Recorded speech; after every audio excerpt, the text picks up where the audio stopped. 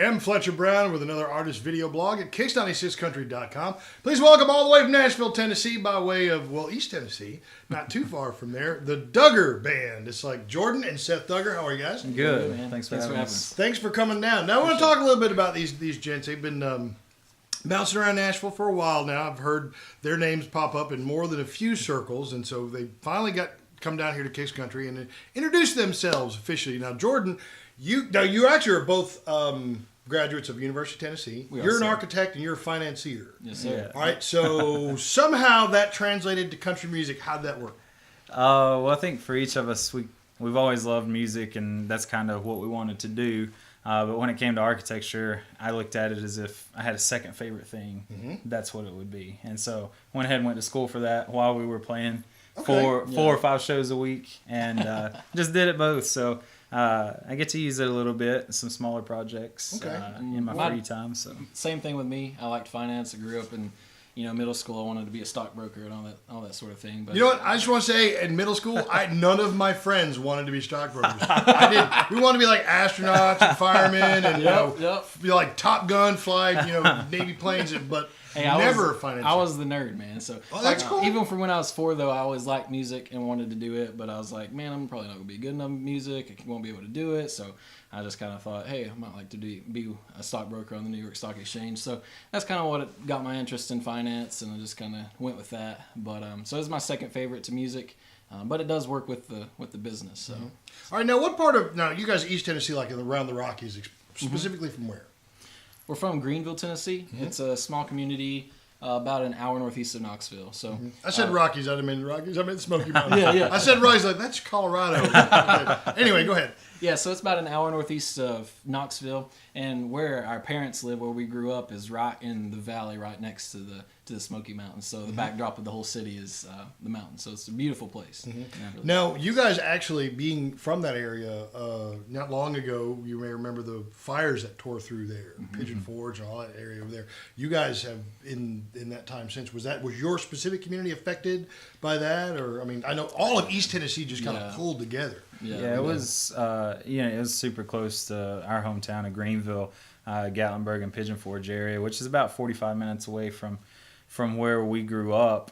Was heavily affected by that, and so it was important to us to be able to try to help in some way. And so with the single and with the EP, we are committing to give some of the proceeds from that to help out, and we've been meeting with several organizations that are helping rebuild homes, and we actually have a benefit concert scheduled after the first of the year that we'll be announcing soon up in Pigeon Forge. And so we're just doing as much as we can to try to help out, and I know that there's a lot of people that's got involved and doing a lot to help rebuild homes for those who lost everything really in the fires, and so it just really hit close to home for us. Literally.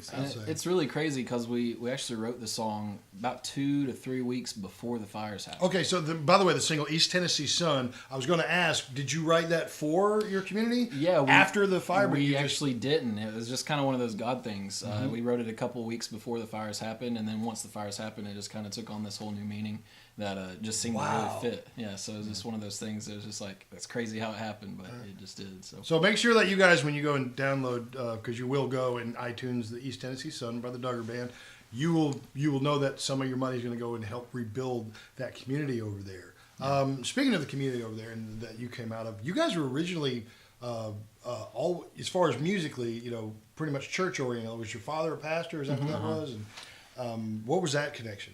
Yeah, we grew up, of course, the first time singing was in church, and playing drums when we were little in church. And but we grew up, our parents were pastors, and up until I was around the age of 15, they pastored a church. And up until that point, I was super shy, and Seth was more outgoing. And so our parents kind of had to convince it. They never forced us to do, music or anything. They wanted it to be our choice, and so they gave us the choice of we could sing and they'd buy our lunch afterwards, or we could not sing and we could buy our own. And so since I didn't have any money, so you literally sang for your supper. We're alive, Oh my goodness! Can I say your parents are awesome? You literally sang for your supper. That's great. Yeah, and so we grew up in church there, and then our parents went into full-time evangelism, and that it's a longer story we need to get into probably. But I broke my leg like the first week they left that church because I was wanting to play college basketball. And I got so bored, I started playing guitar like 10 or 12 hours a day just because I couldn't do anything. I was playing, we were both involved in like 3 different sports at the time. And that's when we really got serious about music, each of us. And pretty soon we were traveling with a full band with them on a bus, doing fly dates. And then they planted a new church 5 years later. We were doing music there. And then when we started our own thing, it was back to ground zero.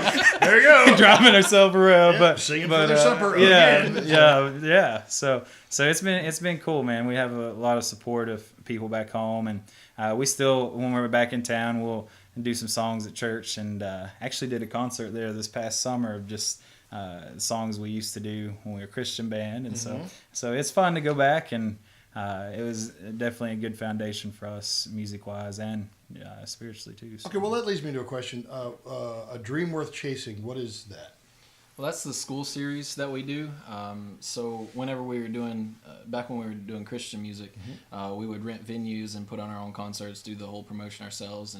And one thing that we started back then and we continue to do now is to go and play free school shows for the kids and just try to be a positive influence on their lives. And there's a lot of children that come from great backgrounds, have great parents, have great support and role models, and then there's other kids that aren't as fortunate.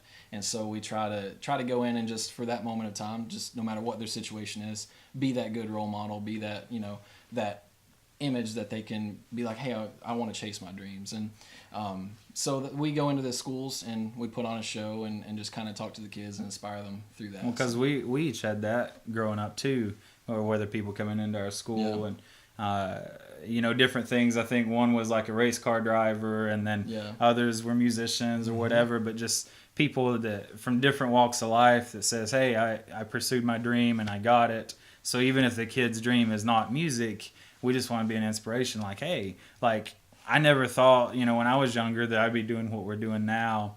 And so no matter what your dream is, just work hard, and sometimes some awesome things happen with that. So absolutely, the Duggar Band, they're doing some really, really great things out there musically, and with even your community if you look for them. Jordan and Seth are the Duggars. Where do they find you on Facebook, Instagram, the internet? Where are you guys located? We're on Facebook, Instagram, YouTube, pretty heavy. It's Duggar Band on all those. So just DUGGER.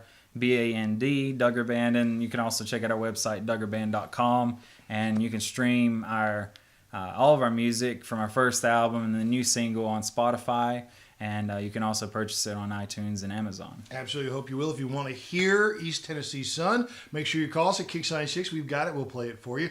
Download that stuff, and remember some of the money that you spend on that single and the forthcoming album, which is like January? Yeah. All right, and some of that money is going to go to the East Tennessee community, help rebuild Gatlinburg and Pigeon Forge and those areas impacted by those fires. Thank you guys so much for being here. Hey, thanks for having us. All right, look for a live performance from the Duggar Band elsewhere here on our channel, and we'll see you next time on another video blog, artist video blog at KIX96country.com.